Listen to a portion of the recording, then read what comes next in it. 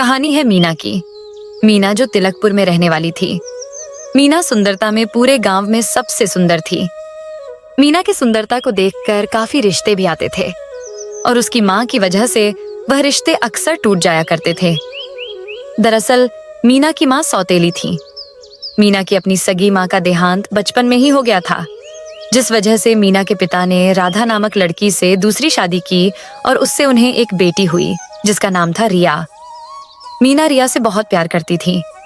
कहने को तो वह दोनों बहनें सौतेली थीं, पर उन दोनों बहनों में बिल्कुल सगी बहनों जैसा प्यार था। ऐसे ही समय बीतता गया और उनकी जिंदगी हंसी खुशी गुजर रही थी कि एक दिन अचानक दिल की बीमारी की वजह से मीना के पिता की भी मृत्यु हो जाती है। मीना बिल्कुल टूट सी जाती है। उसे वक्त एक रिया ही थी जिसे मीना को सहारा दिया। वक्त के साथ साथ उनके जख्म भी धीरे धीरे बढ़ते गए। पिता की मृत्यु के बाद अब घर में रिया के अलावा मीना का अपना कोई नहीं था, क्योंकि उसकी सौतेली माँ अक्सर ही मीना के साथ बहुत बुरा व्यवहार किया करती थी। वह मीना को बिल्कुल भी पसंद नहीं करती थी और मीना के पिता राजेश के जाने के बाद तो वह मीना पर बहुत जुल्म करती थी। दिन रात मीना से सारे घर का काम करवाया करती थी और अपनी बेटी को बहुत लाड़ प्यार से रखती थी। कभी कभी रिया इस बात का विरोध करती थी तो उसकी माँ उसे डांट लगा दिया करती थी। बेचारी रिया माँ की फटकार के आगे कुछ नहीं बोल पाती थी।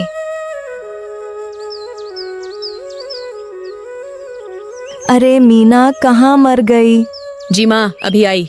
ओ महारानी, अभी तक मेरे कमरे की सफाई क्यों नहीं हुई? माँ, वह मैं किचन में बर्तन साफ कर रही थी। तुझे मैंने कितनी बार बोला है सबसे पहले मेरे रूम की सफाई किया कर, बाद में बाकी का काम। बस मुझे कुछ मिनट दीजिए, अभी यहाँ की भी सफाई कर देता हूँ। ठीक है, जल्दी सफाई हो जाए तो जाकर मेरे और रिया के सारे गंदे कपड़े पड़े हैं, वह धोकर छत पर डालना है।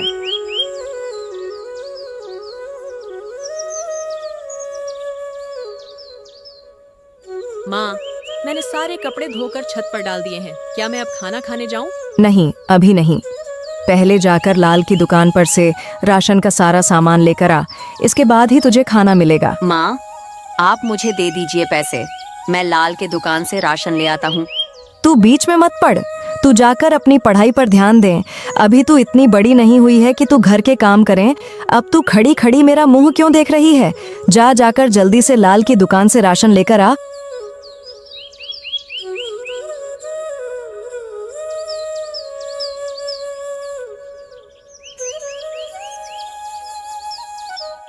मीना लाला की दुकान से सामान ले ही रही थी कि तभी वहां पर गांव का सेठ दयावंत पहुंच जाता है।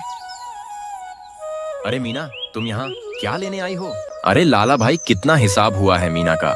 सेठ जी 200 रुपए हुए हैं। ठीक है, तो 200 रुपए मेरे खाते में लिखवा देना, मैं इन सामान के पैसे भर दूंगा। नहीं सेठ जी, ये आप कैसी बातें कर रहे हैं? माँ ने पैसे दिए हैं मुझे। लाला जी, आप यह लीजिए पैसे, इसमें से 200 रुपए काट लीजिए। सेठ दयावंत बहुत ही चालाक और लालची इंसान था। उसकी हमेशा से ही मीना पर नजर रहती थी। वह मीना से शादी करना चाहता था और किसी न किसी बहाने से मीना से बात करने की कोशिश किया करता था। मीना लाला को पैसे देकर घर वापस आ जाती है। दयावंत का मकसद था किसी भी तरह मीना को पाना, चाहे इसके लिए उसे कुछ भी करना पड़े। एक दिन सेठ दयावंत मीना के घर आता है। नमस्ते राधा जी, मुझे आपसे कुछ जरूरी बात करनी है। नमस्ते सेठ जी, आइए बैठिए। क्या बात है? आपका यूं अचानक हमारे घर कैसे आना हुआ? दरअसल मैं आपकी बड़ी बेटी के बारे में कुछ बात करने आया हूँ। है भगवान, ये लड़की कहीं भी जाती है तो कुछ न कुछ जरूर करके आती है। अरे नहीं राधा जी, ऐसी कोई बात नहीं है। दरअसल वह आपकी बड़ी बेटी मीना बहुत सुंदर और सुशील है। मैं चाहता हूँ कि आप उसका रिश्ता मुझे तय कर दें, बदले में मैं आपको बहुत सारा धन दूंगा। पैसों का नाम सुनकर तो राधा की आंखों के आगे लालच की पट्टी छा जाती है। लगता है यह सेठ सीता की खूबसूरती पर पागल हो गया है। सेठ दयावान से खूब सारे पैसे लूट लूंगी। ठीक है सेठ जी, सीता का रिश्ता आपसे तय है। यह बात मीना और रिया दूसरे कमरे से सुन लेती है। सेठ दयावंत के जाने के बाद रिया गुस्से में अपनी माँ के पास आती है। माँ, आप ऐसा कैसे कर सकती हैं? आप दीदी का रिश्ता उनसे बिना पूछे कैसे कर सकती है? वह भी एक ऐसे इंसान से जो दीदी से उम्र में कितना बड़ा है। वह सेठ हमारे पिताजी की उम्र का है और आप उसे दीदी का रिश्ता कर रही हैं। तुझे तो पता है ना बेटा कि तेरे पिताजी तो रहे नहीं। तुम दोनों बहनों का खर्चा अकेले मेरे ऊपर आ गया है। मीना की शादी तो मैं जैसे तैसे कुछ बचे पैसे से कर लूंगी जो तेरे पिताजी ने बचाए थे, लेकिन इसके बाद तो मेरे पास कुछ भी नहीं बचेगा। तो ऐसे में मैं तेरी शादी कैसे करूंगी? तू ही सोच मीना, मैं रिया की शादी कैसे करूंगी? घर में कमाने वाला कोई नहीं है। अगर मैं तेरी शादी के पीछे तेरी छोटी बहन का थोड़ा सा स्वार्थ देख लिया तो इसमें बुरा क्या है? अब तू ही बता मीना, आखिर मेरे पास कुछ पैसे होंगे तभी तो मैं आगे चलकर रिया की शादी कर पाऊंगी। आप चिंता मत कीजिए, मैं बाहर जाकर काम करूंगी और रिया की शादी के लिए पैसे भी जमा करूंगी। पर माँ, मुझे उस दयावान से शादी नहीं करनी। वह अच्छा इंसान नहीं है, वह हमेशा मुझे गंदी नजरों से देखता है। देख मीना, शादी तो तुझे दयावंत से ही करनी है क्या जो तेरे लिए कोई राजकुमार आएगा?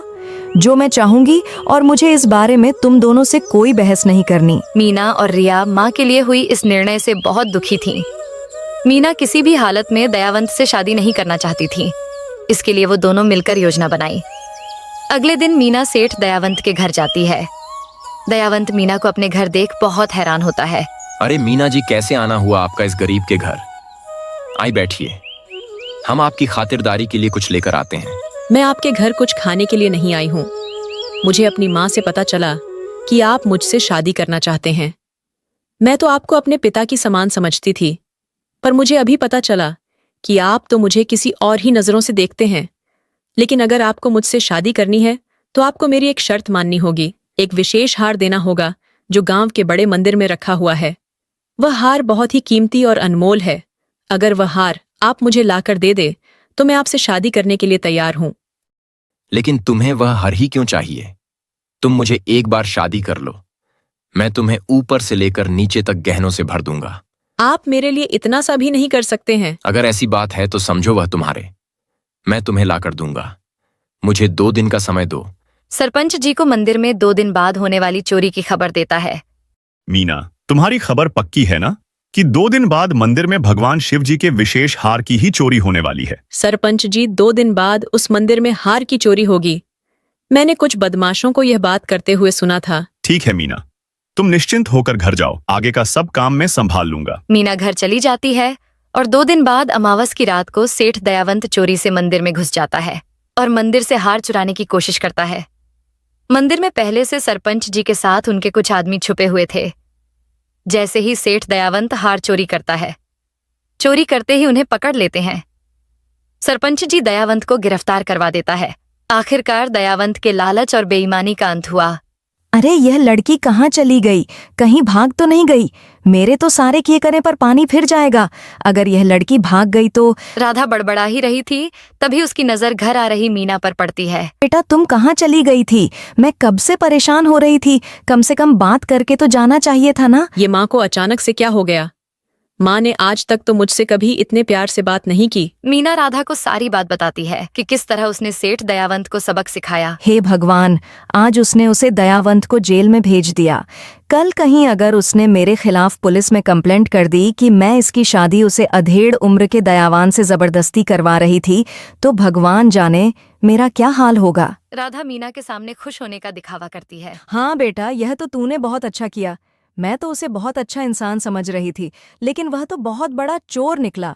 मेरी मीना बिटिया तो बाल बाल बच गई उस दयावंत से।